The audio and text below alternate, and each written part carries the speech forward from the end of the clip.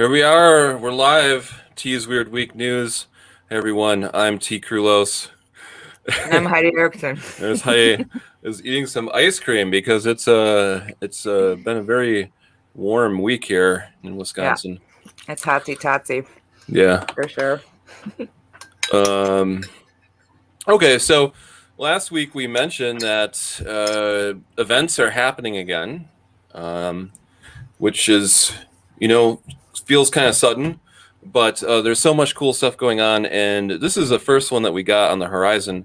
And this is, I think, going to be the first event that I've been to, which is more than like two other people meeting me for a beer somewhere.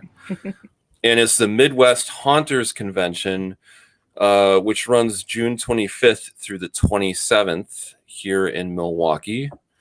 June 25th, they're doing a bus tour where they're going around to various haunted houses in the Wisconsin area. So haunters, though, if people don't know, haunters refers to people who are either in the professional haunted house business or people who are just super enthusiastic about haunted houses, not actual haunted locations like a Right. paranormal, but haunted houses that you go to for amusement. I just want to clarify it because, people might think that I'm talking about like a tour of haunted locations, which would also be super awesome. But this is going to take place at the Wisconsin Center. The convention days are the 26th and the 27th. Mhm. We're going to be there because Milwaukee Paranormal Conference has a booth on the vendor floor. So we'll be handing out some flyers about the Milwaukee Paranormal Conference. We'll also be recording some on the spot stuff for the podcast here. And they have this big vendor floor, which I'm really excited to see because they have like the latest haunted house technology, like animatronic werewolves and Uh, super deluxe fog machines and Dude, stuff. there's no way I'm not leaving with an animatronic werewolf. There's no way. There's no way. And then they have all those workshops and stuff too that they're offering, which all sounded super fun and neat, Yes. including like the titles are super good. Like one of Yes. them is just like how to how to build the best corpse you can be or whatever. Like I'm Right. just Yeah. Here, I'll read just a couple of them, and you should. I just put up the website at the bottom of the screen. If you're listening, the website is MidwestHauntersConvention.com. But check out some of these seminars. Corpseification: how to that's create a it. cool skeletal corpse on a budget. Oh, Um, and here's a great detail: attendees of the seminar will be entered into a drawing to win a fully detailed skeleton. oh my God. I'm going to that seminar 100%. First of all, you never know when you need a convincing corpse. Right. It could be anytime. Second of all, a free corpse. Who doesn't like uh, that? I, I should point this out too to people. You can find more information on their website, MidwestHauntersConvention.com. These seminars, some of them are free, some of them are an additional charge. So you might want to check that out when you're planning to go to the convention. I love this one too. This is a seminar from Bloody Mary Makeup, and the seminar is called Road Rage, in which they will take you through all the prep you need to look like a tractor trailer drove over your body and face. Yes, I love that they added and face at the end of that. Not just your body. It gets you smacking the kisser. I love it. Do you know what I was thinking, T? One of our astute viewers actually reached out to us this last week and told us about his great aunt, I His, believe. I think it's his aunt or related to him somehow. Yeah, Right, who lives Jason in some small town, like Wausau, I Wausau. think, Yeah, which is a weird place also if you've never been. I don't think I've ever been to any place in Wisconsin where I'm like, "Well, this is totally normal." Wausau is special and rare, but apparently she is like a local legend, and people come from miles around to go to her haunted house. But she's this sweet-looking elderly lady. I almost want to reach out to her and be like, "Hey, Deborah, you want to come win a corpse?" She with us. she seems like a very old school haunter. Like she was Yeah. doing the haunter thing before there was a convention or anything. Yeah, I'd like to hear her commentary on the super deluxe ultra fog machines and like laser shows and stuff. I just want to hear her be like, back in '74, we used to do that with two tin cans and a pot of water. Like, I hope she's real crotchety about it. Here's another one. This one intrigues me. I would actually like to go to this one. It's called Essential Survival Skills: The Best Techniques for Handling Online Complaints, De-escalating Angry Guests, and Evicting Customers. Whoa. Which I think, I would assume that the way you do that is you chase them with a chainsaw, and that will evict them pretty Right. quickly. Right. But I guess, Did it's a thing probably where people go into these haunted houses and their adrenaline gets so pumped that they're trying to punch people and stuff like that. did you want to hear my favorite haunted house story, T? It's a dilly. Yeah, of course. I used to be roommates with this charming girl named Desiree. And Desiree was real sweet. She was a real sweet girl who'd been raised out in the country. And her family was like super religious, but also somehow her father was a traveling ventriloquist. That's not important. What's important is she took her boyfriend, who was just this little guy. He was like 5'2". He was a real short guy. And they went to a haunted house in Appleton. Now, Appleton has a couple of like really high quality, top notch, like nationally rated haunted houses. They're the kind where you have to like sign waivers before you go into the place and that sort of thing. But Desiree doesn't give a shit. She's got like the sense of mortality of a country person who's had to grab chickens by the head and spin them around until they like, become dinner or whatever. So they're going through the haunted house, and it's a maze, like it's dark. You move through these hallways. They're doing fine. People are jumping out and they're saying boo, and Desiree's laughing the whole time, while her boyfriend, Lucas, is actually a little bit jumpy, and he was a little jumpy guy. They get all the way to the top, and the way it works is you got to the top, and then there was a stairwell, and you came back down, and that was the exit. And everything was totally cool and fine, right up until this guy in a giant like day glow clown costume with the big knives on the end of his fingers comes out, which isn't super duper scary unless you have a heretofore unmentioned and paralyzing phobia of clowns. And then you pick up your boyfriend and throw him across the room at the guy in the It's a clown suit, clown. knock down the walls, and run screaming backwards through the haunted house. So people thought she was part of the attraction because she ran backwards the way she had come, just screaming in abject terror. I was not Oh my at this God. haunted house, but after that, I knew that she had a terrible fear of clowns, which is information that Heidi should not have. I'm just going to leave it at that. Uh-oh. Please, Uh-oh. please never tell me your paralyzing fear because I will absolutely spring load something in the backseat of your Buick. It's historically proven. I'm a I bad ain't afraid of person. nothing. you I ain't afraid of probably, nothing. it's probably rabbits or like just randomly terrified of ceiling fans or something. I know it. It's got to be something. Everybody's scared of something, T. Everybody's scared of something. All right. Well, if you go to this seminar, you can find out how to deal with people who are losing their mind because they see your clown and they're destroying your haunted attraction by running through the She walls did. like Bugs Bunny.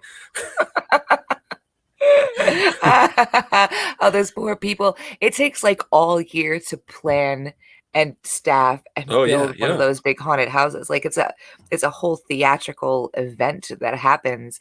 And I just felt so bad for those people because she tore the place down. Like she just wrecked it. Oh my God. Awful, just awful.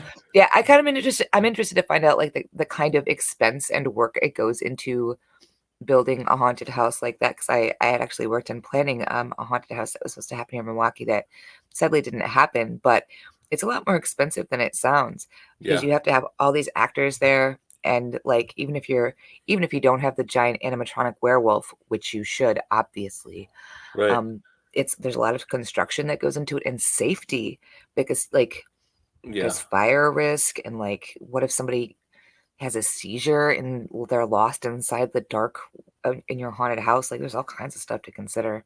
So Yeah, that'll be absolutely. interesting. And like you say, the construction costs, they add up really quickly. Even if you're trying to do Yeah, something simple like, buying plywood and making a creepy looking wall or something, even that, it'll yeah, start to add up really fast. yeah. Um, but so in addition to the seminars, they're also doing stuff like a makeup contest. I think that's pretty cool. I like to That's see gonna be stuff like cool. that. Yeah, Doing a costume ball. They have like a kids area that's a haunted house. okay. So I'm curious to see that. And yeah, I don't know exactly what to expect because I've never been to a haunter convention before. I But think it would be really cool to find a local makeup artist and see if they wanted to like corpseify us of the yeah, show. I'll get corpseified with UT. Let's do it. Let's sure. do it. Cool, go. Yeah, I love conventions. They're Yeah, they're always very interesting way to like immerse yourself into a group of people that you right. might not be familiar with. But yeah, these are the people that are very dedicated to making haunted houses happen, and this convention is a big deal for them. It's usually in the Chicago area, but I think they've done in the past in Ohio as well. And this is a rare opportunity where it's coming to Milwaukee. Yeah, So if you're going, definitely stop by our booth and say hi to us, yeah. um, and tell us about all the cool shit that you're checking out while you're there. Yeah, for sure. I know, like, I live in Bayview, and Bayview Halloween is a very big deal. I actually moved to Mhm. Bayview because of how intense Halloween is here. And there's one street in the neighborhood where it's evolved to the point where every house on the block on both sides of the street participates in this Nightmare Before Christmas like Yes, thing that right. they Yeah, do. And that guy yeah. built a Ferris wheel onto the side of his house and all that kind of shit. And the last year that we had trick or treating, they had a haunted house portion as well, where the kids went through just this long tunnel that he had built onto the front of his house, and it was just so rad. They had smoke machines all up and down the street, so the whole street was like fogged Wow. up. Yeah, it Cool. was super rad. And they had talked about not doing it this year or this next year because they put so much money and time into doing this. And Yeah. I guess the previous year somebody had come by and like stolen some of the decorations out of the lawns and stuff like that. Right. Yeah. Vandalized it. Yeah. Yeah, just made it bad for everybody and we're being stupid and dumb. Yeah, that sucks. So, but I know a house you're talking about. It's sort of a local legend, at least Mhm. here in the neighborhood, and probably beyond to the whole city of Milwaukee. So, speaking of Halloween, this is something uh, that you messaged, and I've seen it circulating a lot over the last week. But Munster's revival being directed by Rob Zombie. Also, interestingly, Tim Burton apparently is doing a Wednesday Addams Mm. Netflix show. So the Munsters and the Addams family, in some form, are back in style in 2021. Well, I mean, like nostalgia is real hot right now, and I get that. You know what's funny Hmm. is on paper, the Tim Burton Wednesday Adams Family thing makes a lot more sense and would probably be a lot more sensible than Rob Zombie reviving the Munsters. However, because Rob Zombie was like House of a Thousand Corpses, he did like grindhouse horror and he Yeah, loved it. He cast his wife and himself as the lead in every single movie for the last 20 years. yeah, Like it's wholesome in a really gruesome way. And I really like when that guy who played God, I don't remember the name of the character. He was super famous. It's escaping my one of the main characters from that movie franchise died of cancer, unfortunately. Oh yeah, And Rob Zombie, Sid Haig. there you go. And Rob Zombie and his wife like went to great lengths to like pay tribute to him, and it was really sweet and nice. Mhm. Um, but Tim Burton is a fucking racist who doesn't like black people in his movies because he doesn't think that they fit his Victorian Gothic aesthetic, Yeah, which is unfortunate because Tim Burton, like, I'm a little creepy kid. Like, Tim Burton was a huge part of my childhood growing up. Are you serious? Like, come yeah, on, dude. Come on. But, like, I just can't roll with that. I super can't roll with, like, he said some flat out, like, cringy stuff, Yeah, super cringy stuff. And it broke the hearts of tons of little people, like people of color who were little kids, who were little creepy kids, to hear that come out of Tim Burton's mouth. So he's yeah, canceled for me. I super canceled him. And we're just going to have to give Rob Zombie a go.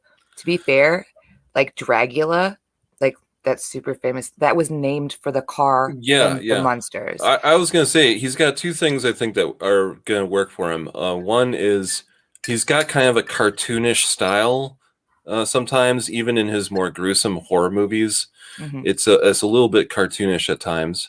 Right, Also, he has a very, I think, honest passion for right, old monster movies, old sci-fi movies, shows like The right, Munsters. So I'm sure he really loves the show, and hopefully, they'll come across that he's put some heart into it and does something cool right. with it.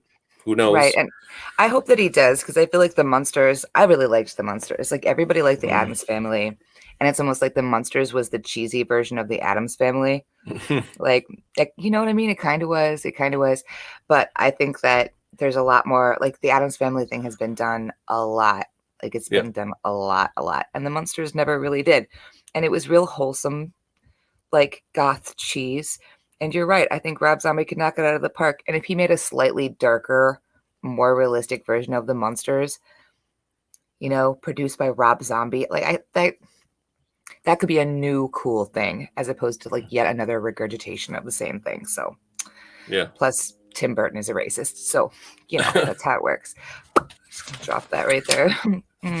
Yeah, I will check Rob Zombie's Monsters out.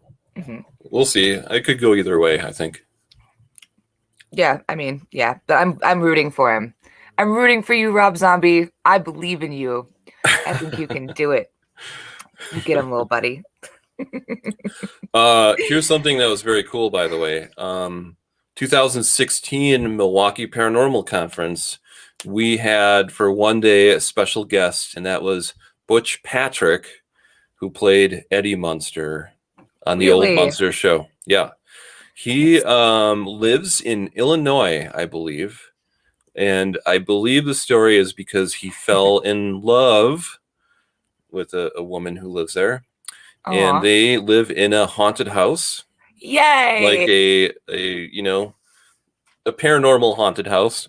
Oh, I love Um, it. and I know he was working on like trying to do like a web series about his house or something. Ooh, we should look And into that. That sounds yeah, cool. I actually, I mean, I don't like to talk about stuff before it's set in stone, but I would love to see if we can bring him back to Milwaukee That'd be for cool. paranormal conference or something, because what he does Yes. is he travels around a lot, and he has a Dragula like recreation. Does he So really? yeah, he does a lot of like car shows, collectible shows, sometimes horror conventions, stuff like that. And he has a Crazy. bunch of like merch, Monsters merch. He was able to get like he's Yeah. able to sell this stuff, like it's not a copyright infringement or whatever. Dude. So he kind of travels around and makes appearances at these small shows, and he sets up a table and sells merch with Okay. Eddie Munster. Okay. Okay. Okay. Okay. I just need some Munsters booty shorts signed by Eddie Munster. That's all I need in my life, and that would be super fun. Oh, I Totally wonder. possible. I wonder. Listen, don't tease me.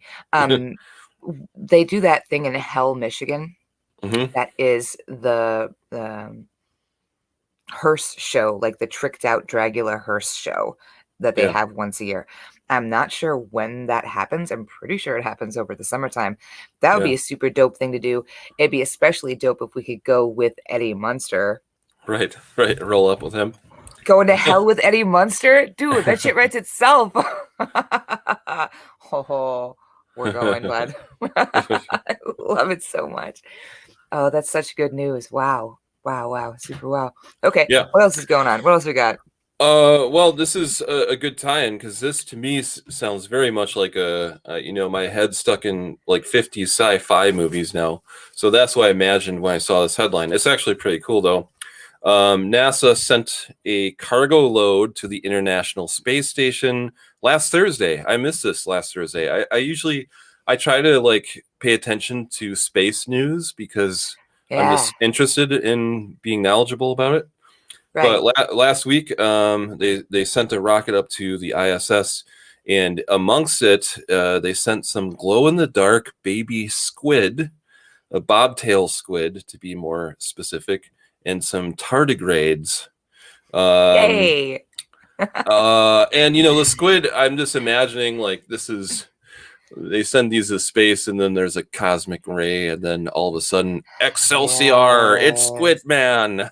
Okay, okay, Or a okay. giant What would squid. be even better is because they're sending them up there with the tardigrade, and you know what a tardigrade is? Like a tardigrade Yeah, is all this those little water little bears, what they're called. water bears, and they're Yeah, super like they're hideous. So they look like they have a butthole for a face, and they yeah. have six little hands with little. They're like the world's ugliest teddy bears. They're just so hideous, but they can survive in the depths of space. They have immunity to radiation, to extreme heat, to extreme cold, and Hmm. they can be in space, just in space, existing for long periods of time. So if the cosmic rays strike the squids at the same time that they strike the tardigrades, you know what that means, T.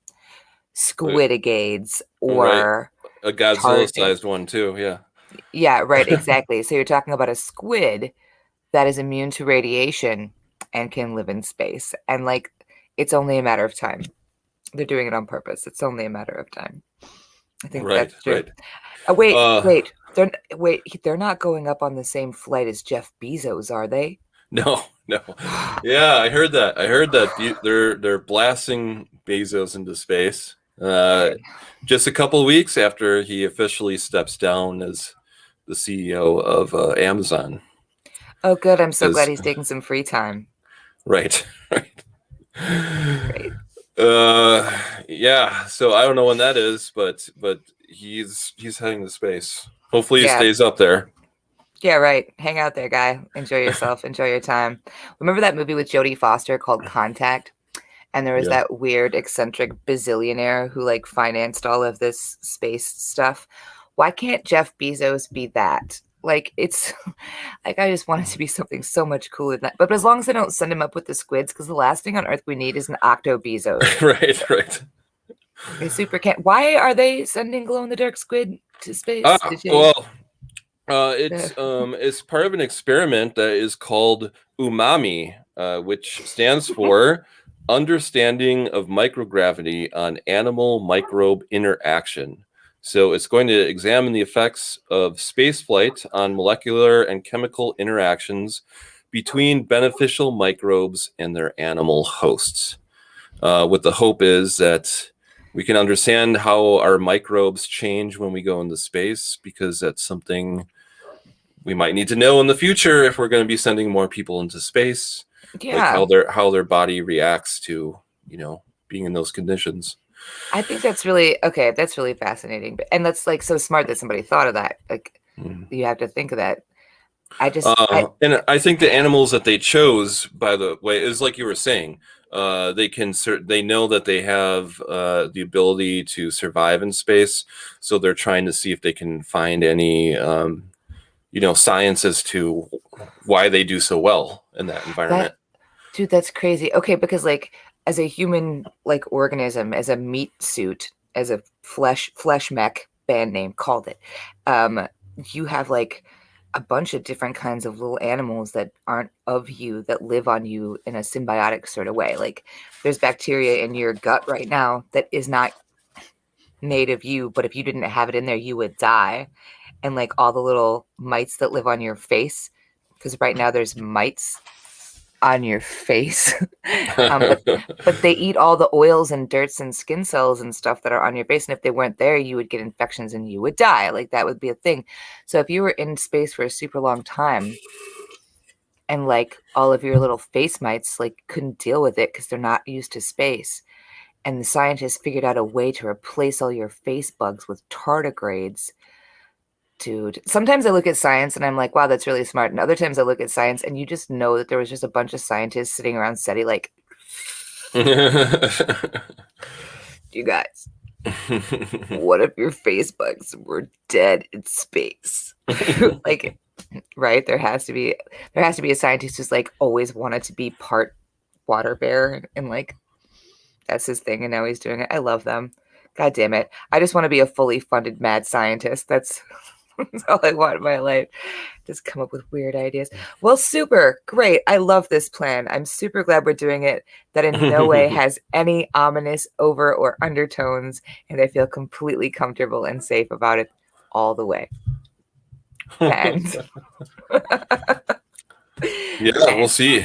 If you see a giant glow in the dark glowing squid flying through the sky, something wrong happened. right. Or something very, very right. If that happens, all the pastafarians are going to be soups Nice. Yeah. validated. Yeah. I'm The happy flying for them. spaghetti monster. Yeah. Nice. Brilliant. Brilliant. Wonderful. I love it. You found a story, speaking of animals, about bees. I But did. I did not take a look at it. What's that about? Well, okay, so it's I've been noticing a lot. This isn't specifically about the article, but like you see on the internet a whole bunch recently, animals doing things that you wouldn't necessarily assume animals would do, like interacting with human beings in a way that's way more familiar than you expect animals to like interact with human beings. Like you grow up your whole life thinking that animals are scared of you and they're wilds and like they don't exist in the same way that you do in the world because you're a fancy civilized monkey in a suit and they're just little animals. Except the thing about it is that animals understand the world in very much the same way that we do. I think probably animals interact with human beings on a more familiar and like comprehensive level, like octopus, which is not exactly a squid, but very close. There was that video just recently. It was very simple about this woman who picked up an octopus out of a little like pool that was stranded at high tide and just went and picked it up and put it back in the water. And the octopus like followed her around for an hour and just was like, hey, thanks, you're cool, I'm gonna hang out with you, that sounds great. Animals don't just run on instinct is the thing. Animals think. And they scientists have known for a very long time that animals like apes obviously are thinking animals, and like elephants and certain birds, corvids, are wicked smart, things like that. And they've given like problem solving um, tests to these creatures to prove that they're capable of abstract thought. Like that is the defining mark of intelligence, is whether or not you can figure shit out that isn't directly related to food or fucking or death. If you can figure out stuff that is like abstract. So one of the animals that they're doing this with now is bees. And they figured out that bees are capable of at least counting and probably simple addition and subtraction. They don't know what numbers are because numbers are just made up. That's such a comforting thought to me. I can't tell you how comforting it is to me to think all the time that numbers are just some shit that we made up one time.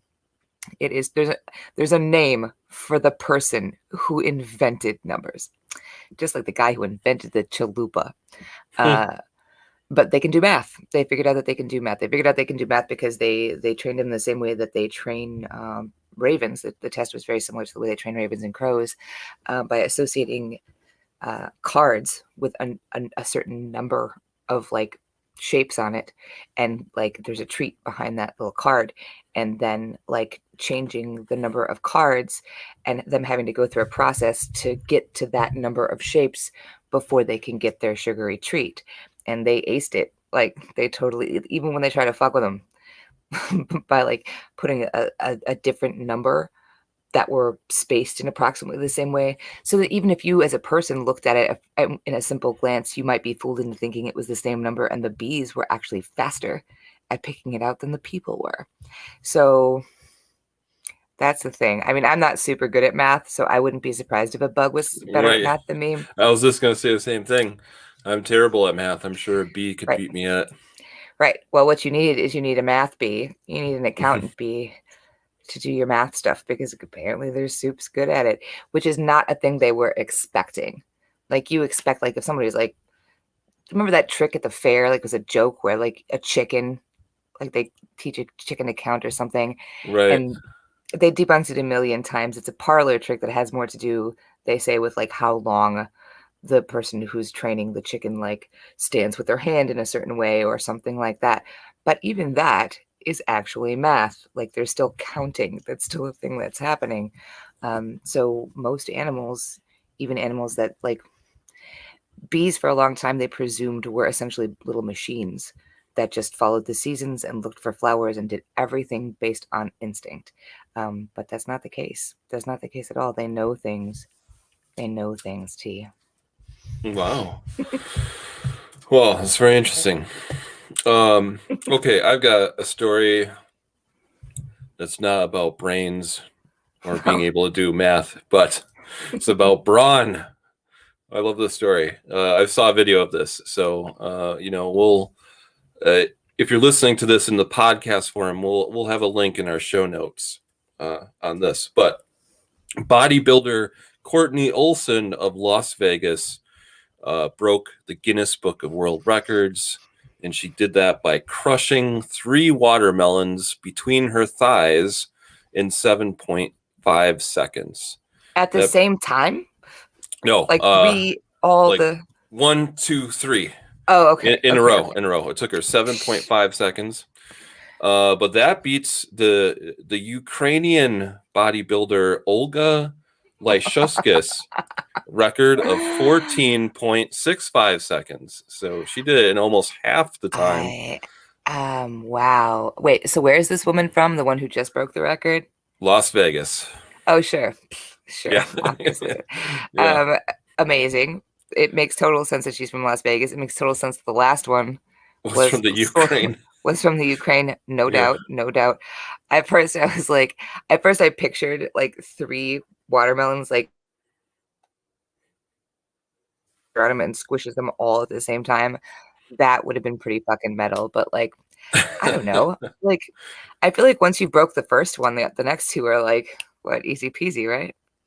She Fine. seemed to struggle the most with the last one. The first one, she just Okay. put it in between her thighs, and she was like, "Bam!" Just smashed it.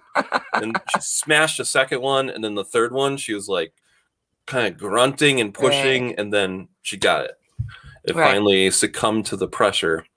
So Was the watermelon the long way, or was it more of a round watermelon? it was more round. It was more roundish. Okay. Yeah. That's going to be more difficult because that's Yeah. nature's perfect shape. That's Yeah. why they build them hurricane-proof houses in that shape, because you can't hardly break them with your thighs or anything else. Here's my favorite quote, or here's my favorite part of this article. Okay. So, what is she going to do next? Well, she's preparing to teach a watermelon crushing class. Nice. So, I don't know what the curriculum on that's going to be. And then she's planning a special event for August 3rd, which is National Watermelon Day. I love this so much. I love this for her. You know what I love this for her so much is because, first of all, the job market is tough out there. And I like that what she's done is she's found something that she loves and she's excelling at it. And she's cornering the market for watermelon thigh crushing like shenanigans. Like fucking A. I'm gonna send her $5 right now. I love it. Girl, hashtag girl boss, hashtag hustle. Get it, buddy.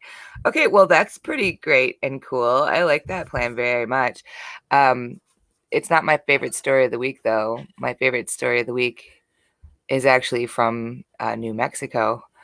That's a pretty good one. Yeah. Oh man. Okay, so like I spend a lot of time like looking around for interesting things to talk to all of our viewers at home about, and sometimes I find things that are just silly and don't make a lot of sense, and sometimes they make so much sense in the context of the world we live in. So apparently there's this guy, and let's see, he's running for mayor in a town in New Mexico, and they were having a great big event with a bunch of people out of doors, thousands of people, and all of a sudden, off in the distance, it's a bird, it's a plane. Just kidding. It's a drone helicopter with a dildo on it. And it flew straight at this guy who's running for mayor, whose name is Sheriff Manny Gonzalez, who is running on a tougher on crime platform. And he's not necessarily super popular because New Mexico is a weird place where there's a bunch of like super conservative people and then a bunch of like way not conservative people. So he's running on this tougher on crime, whatever. And Yeah. of course, he's like, "Is that a dildo?" And the crowd goes wild because that's fucking comedy gold. And as this is happening, this dude climbs up on stage with him, and I can't get at this man's name. That's not important. What's important is he's on stage and like makes a fist like he's gonna hit this guy, this sheriff guy. And the security tackles him and they drag him away. It's later discovered that he is the one who rigged the dildo copter. Hella dildo. Okay, yep. Um, and it was like a kind of a not a political statement per se, because of course the guy sheriff who was running for mayor was like, "This is a plot by my detractors and my enemies to delegitimize my campaign by flying dildos at my face." Which, first of all, anything that ridiculous that you can handle with grace and humor is only going to improve your standing no matter what you're doing or what you're after. He could have handled that better and he would have been fine because you can't keep somebody down who can laugh off a dildo copter. Like that is indestructible. But oh no, he had to be a little bitch about it. But this guy, this guy was like, no, I don't care if he wins or he doesn't win. I'm not working for the Democrats. I actually hate both parties and I hate both of the people who are running for this office because I am a libertarian. That's Nice. what he said. Nice. That's what he said, which I love. I feel like that's a very libertarian way to make a political statement. Not unlike one of my very favorite politicians, Vermin Supreme, whom I adore. I love him so much. Oh my God. Seriously, I He's would a write the dude poetry with for him. the boot on his head, The right? dude with the boot on his head, and Yeah. he's actually we should do a whole show on Vermin Supreme because he's the fucking best. Because Yeah. he's for 20 years he's been like a part of the Libertarian Party. He's run for president numerous times. And his whole thing was vote for me and everybody gets a pony. Like Right. so on a very real level, he is doing political satire. It's very like Andy Kaufman type situation. He went everywhere with a boot on his head, and everybody laughed, and it was a big joke. But he also has written some policies which are actually very sound and very reasonable, and they're always couched in this very tongue-in-cheek, like sort of irony that I just adore. And he's at every march. Like he shows up for every cause. He has opinions on every social and financial thing that's going on in the country. I just love him. I'm not I'm not a huge fan of the Libertarian Party at all, but I would absolutely 100% get drunk with Vermin Supreme. No doubt about it. No doubt Yeah. about it. Yeah. So this incident in New Mexico, we'll also link that in the show notes. It's really funny to watch the video version of the report in the link because the news anchors are kind of struggling with the story. They keep saying that it's a drone with an adult toy attached to it, and then when they show footage, they've blurred out the bottom part of the drone. So you can see like this blur attached to the drone, which kind of makes it more offensive than No, it super does. Because what it looks like is that it doesn't look like there's a dildo attached to the drone. It looks like the drone itself has a massive right, dong. And right. it's like very excited and flying directly at this dude's face. Yeah. And okay, so there are certain states in the United States of America, including the state of Wisconsin, where officially on the books it is actually illegal to show a dildo to a man. Did you know that? No, I did not know Weird. I knew that because I used to sell sex toys, and you're not that. allowed, or you weren't at the time, this was 15 years ago, you weren't allowed to invite men at that time to these things. Now, I don't think that's true anymore, but it was true at a certain period of time because laws are weird and dumb, and most of them are based on like shit that don't even make any goddamn sense anymore. Yeah. Um, but I wonder, I don't It, know, like, it must have changed because I mean, like I know that there's stores here in Milwaukee that are open to men and women where you can buy dildos, but I would like to find this out. For a while, it was you could not get a tattoo in that's true. Milwaukee. That's Un- true. You would have to go out of the city to go Yeah, get a tattoo done because it was illegal right. to have a tattoo parlor. Right. No, definitely. It So was illegal in a lot of places. But the tattoo industry first, that's a whole nother conversation. That's yeah. a whole nother conversation. But yeah, no. But I mean, like, I think it was always okay for no, because I think once upon a time, even in sex stores, like if you walked into one, like there was a bunch of different sex toys on display, but the dildos were in their own little special section, and you had to Mm, ask permission to go into it. mm, So just mm. saying.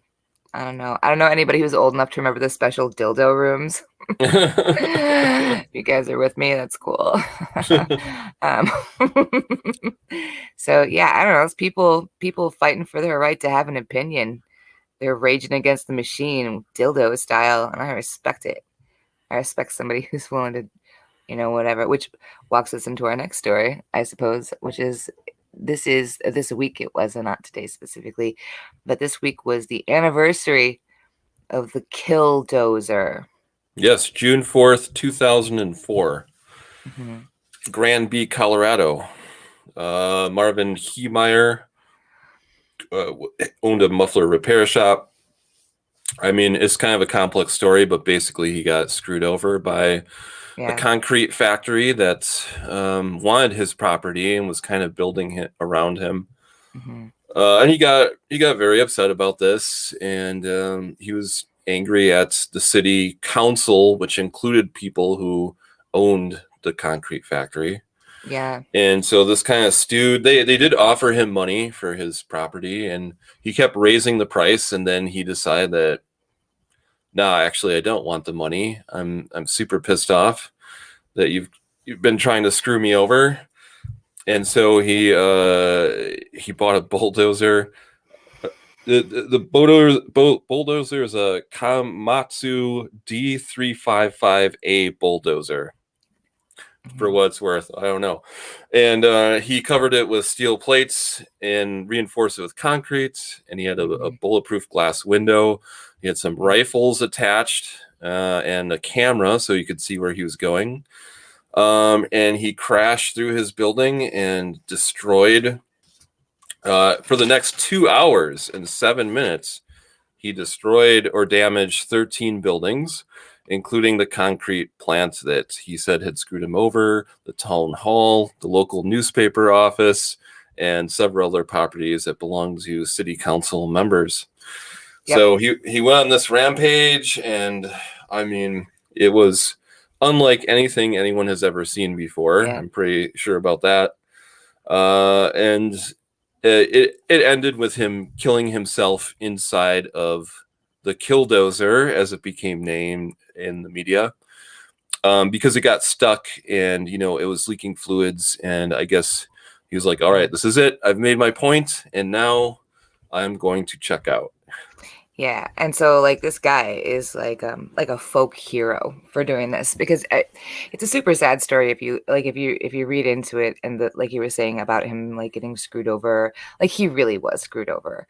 Yeah, They wanted his land and they didn't care if he didn't want to sell, and like you said, there was a bunch of conflict of interest because some people on the city council were also like making money off the concrete thing, and he ran over the newspaper office because there were people on the city council who also had like strings and ownership in the newspaper, and they tried to like essentially start a smear campaign against him so that nobody, like when he was like these people are screwing me over, nobody would believe him and nobody would care. Like they spent like 5 years just totally wrecking this guy's life, just wrecking his life, and he tried everything in his power.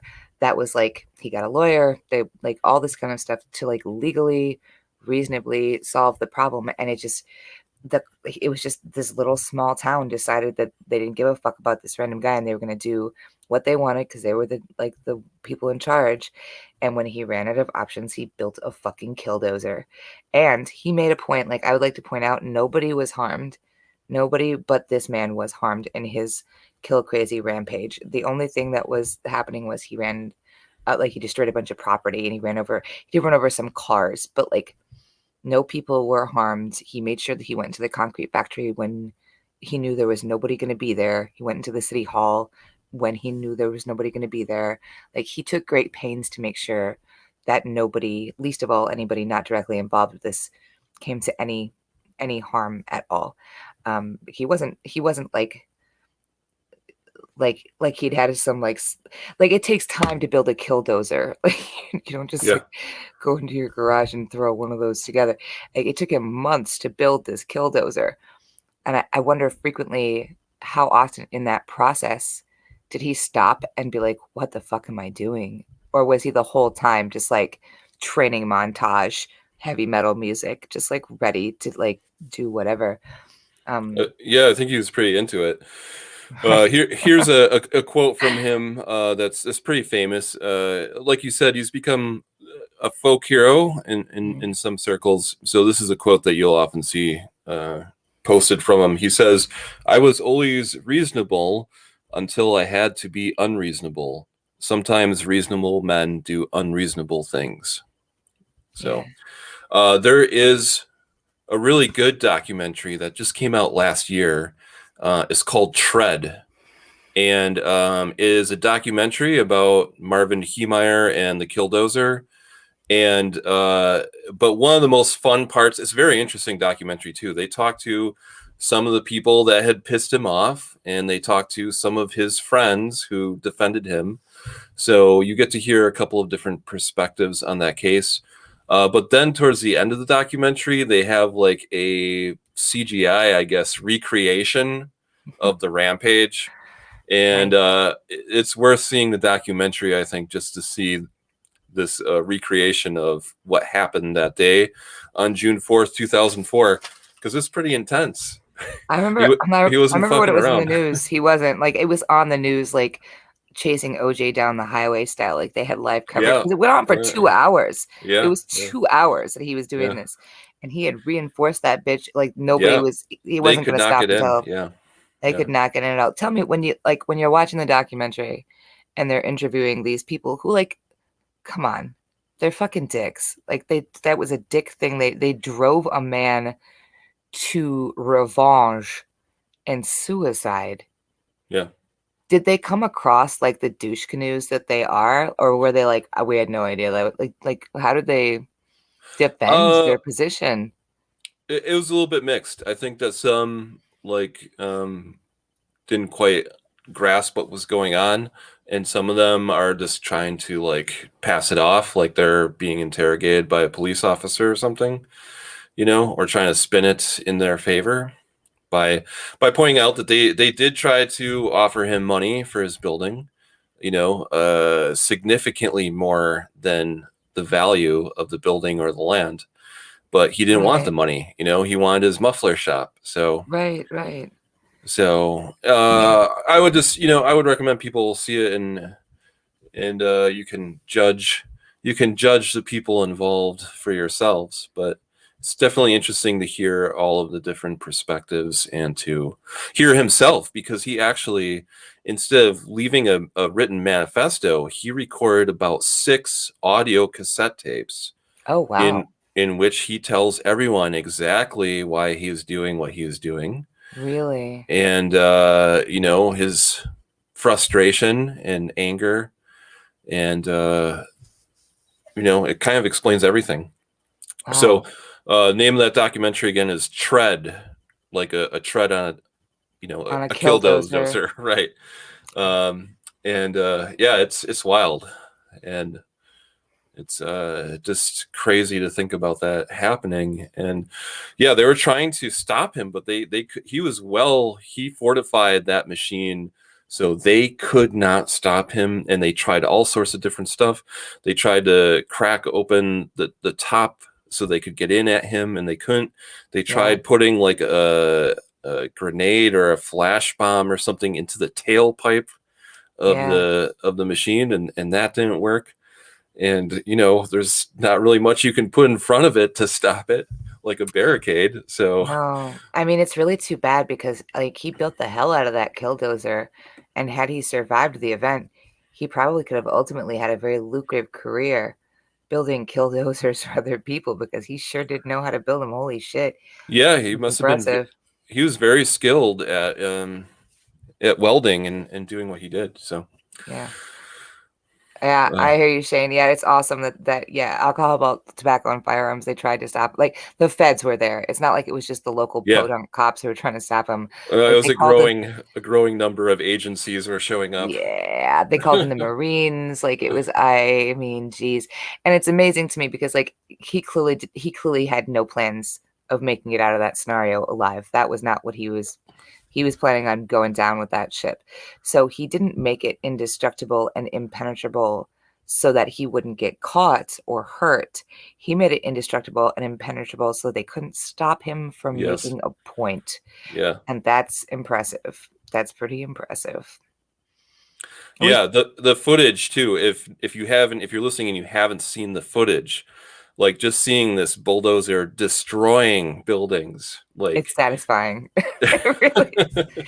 It's pretty satisfying. I remember I was 24 when that happened, and you know, all moody and punk rock, and I remember watching it on television because it was on, um, I don't know, whatever the 24-hour news cycle thing was. They just couldn't get enough of it, and just feeling this kinship to this person where I was like you didn't want anybody to get hurt because at that point you didn't know if anybody was going to get hurt, obviously. But it became after about an hour of him doing this, because there were rifles mounted on that Yeah, thing, like he mounted rifles on it. After about an hour, it became pretty clear that he wasn't trying to hurt people. He was just trying to do the most damage possible to property. And so after about an hour, like you just couldn't help but be like, "Go get him, little buddy!" Like you were rooting for him, like you were rooting for the guy. You know what yeah. I mean? Well, the one point where he did possibly get close was he had the rifles and he did try to shoot some propane tanks and Oh yeah, some power transformers because he wanted a big boom to yeah, go with his rampage. as you do, sure. And people were saying, but he was not successful in blowing up those tanks, which is probably good because if he did, he possibly could have killed Yeah, some people. And I don't think that would have been good for his legacy. I think, his legacy yeah, is good that he destroyed a lot of property, but that, he let everyone live. So right. And probably he a could good, have. good thing. Yeah. He Yeah. could absolutely have cleaned that town out. Like there's no doubt about it. Like he could have messed up a bunch of lives if he had wanted to. In the Killdozer, they couldn't stop him. He could have shot up, like gone to the elementary school and just crushed those kids like Yeah. Yeah. grapes. Yeah. He didn't. He didn't. He Yeah, didn't. and the only reason he stopped was, like I said, he was one of the city council members owned a hardware store. So he was Yeah, like, "Guess what? I'm crashing through your hardware store. right. Ev- Everything's half off now because I'm crashing through the wall." And his tread, his tire, his tank tread or bulldozer tread got stuck in the basement of the hardware store, Oh, like the basement stairwell. sure. So he was stuck there, and that's where he made his last stand. But if he would not have gotten stuck in that basement stairwell, then he could have kept going for quite a Yeah, while who knows? until Yeah, he ran out of gas, I guess, which probably yeah, would have been some time. yeah. I So think you're right. I think it's good his legacy ended up right where it was. Like, it's sad that he had to be pushed to that extreme for that to happen. It's also sad that, like, those people offered him money, and that's a good solid point. But, like, when you own something, you own it. And you can't, like, if somebody walked into my house right now and was like, "I'll give you $1 million for this house," and I was like, "No, thanks." And then they, like, what ruined my life over it, they couldn't turn around and be like, "We offered her money." They'd be like, "Fuck you, it's my house." Like that's none of these people went to jail. None of these people were charged with collusion or because like they did do these things where they started a smear campaign against him and like did all these little weird petty things to make him want to leave and like yeah, nobody got in trouble. Like we remember Killdozer guy, but like since no, I hope they're haunted by it. I hope they have nightmares about the Killdozer. I I'm sure like the whole town will never forget what happened there that day. Sure. You know, it's uh It's it's a small town. I imagine Granby, Colorado, Yeah. a small mountain town. Uh, when uh, when you posted, I think Tea's Weird Week Facebook group, We have a member who lives up in the mountains in that, or used to live in the mountains in that general area. Yeah. And he said, mountain people are kind of interesting sometimes, which Right. I fully believe. So, Yeah. That's fair. That's super fair. but that is the legendary story of the Killdozer. Just a classic piece of Americana, really. Long may he reign. Okay, cool. Well, I think that's all the stories we got for this week. It's I about think that so. time. Mhm. So, we're going to prepare to be at the Midwest Haunters Convention June 26th and 27th. Mhm. If you're in the Milwaukee area or the Midwest, check it out. MidwestHauntersConvention.com has a lot more information. We're going to have a table there, and we're going to see you next week, right? That's right. All right. Bye, everyone. Bye.